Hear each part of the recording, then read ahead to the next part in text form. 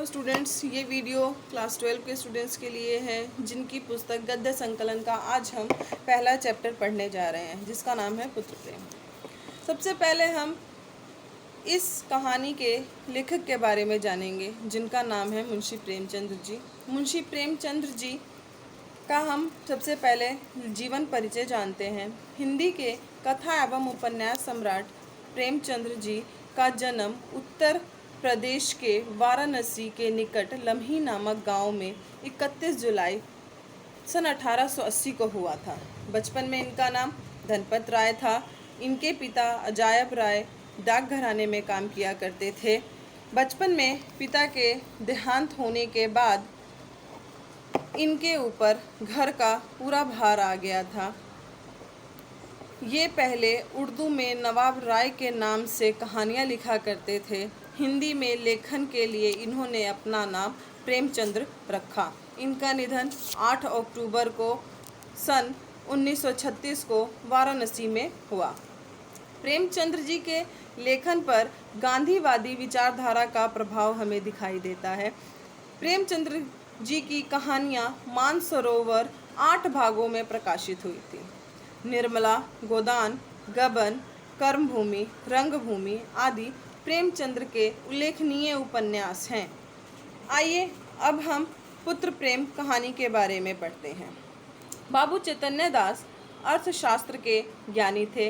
वे अपने अर्थशास्त्र का ज्ञान का उपयोग अपने लोक व्यवहार में भी बड़ी सफलता से किया करते थे। पेशे से वे वकील थे। उनकी जमींदारी थी और बैंक में भी पैसे जमा करवा रखे थे।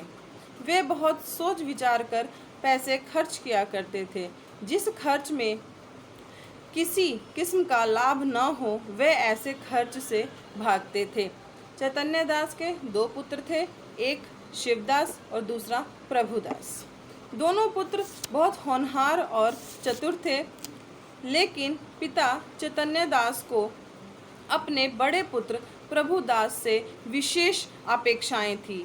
वे प्रभुदास को इंग्लैंड भेजकर बैरिस्टर बनाना चाहते थे, किंतु बीए की परीक्षा देने के बाद प्रभुदास को ज्वर होने लगा, यानी कि बुखार आने लगा। काफ़ी दवा कराने के बावजूद ज्वर कम नहीं हुआ। दिनों दिन प्रभुदास कमज़ोर होते चले गए।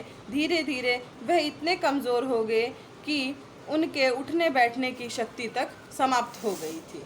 प्रभुदास ने बीए की परीक्षा प्रथम श्रेणी से उत्तीर्ण की। यह समाचार भी उनके मन को उल्लासित न कर सका। वह हमेशा चिंतित रहने लगा तथा उसे जीवन बोझ की भांति प्रतीत होने लगा। डॉक्टर से पूछने पर चैतन्य दास को यह सुनकर आश्चर्य हो जाता है कि प्रभुदास को तपेदिक है। डॉक्टर के अनुसार यह बीमारी अभी फेफड़ों तक नहीं पहुंची थी। 3-4 महीनों में स्वस्थ हो सकते थे, परंतु मानसिक परिश्रम से बचना आवश्यक था। जब मानसिक परिश्रम न कर पाने की बात चैतन्य दास सुनते हैं तो वह मान लेते हैं कि प्रभुदास का जीवन तो अब कष्टदायक हो गया है। प्रभुदास की दशा भी दिनों दिन खराब होती जा रही है। वह हमेशा इस रोग के बारे में सोचता रहता है। अभी जब ज्वर है तब भी वह किताबें पढ़ते हैं, लेकिन जब ज्वर का प्रकोप बढ़ जाता है तो वह फिर से निराश हो जाता है। इस कहानी में प्रभुदास के बारे में हमें सबसे ज़्यादा सुनने को मिला है अभी तक की वीडियो में, क्योंकि प्रभुदास जो हैं वो पढ़ने में बहुत ज़्यादा होनहार थे। वह चाहते थे कि वह अपने पिता के आदर्शों पे या पिता की सोच पे पूरा खरा उतरे, लेकिन एक बीमारी की वजह से ऐसा नहीं हो पाता है। डॉक्टर उन्हें बोलता है कि वह अपने मानसिक परिश्रम से बचें, परंतु तपेदिक की जो बीमारी है वह काफ़ी ज़्यादा बढ़ती जा रही थी, जिसकी वजह से प्रभुदास जो है वह दिनों दिन बीमार होता जा रहा था। स्टूडेंट्स, आगे का जो भाग है वह हम नेक्स्ट क्लास में पढ़ेंगे।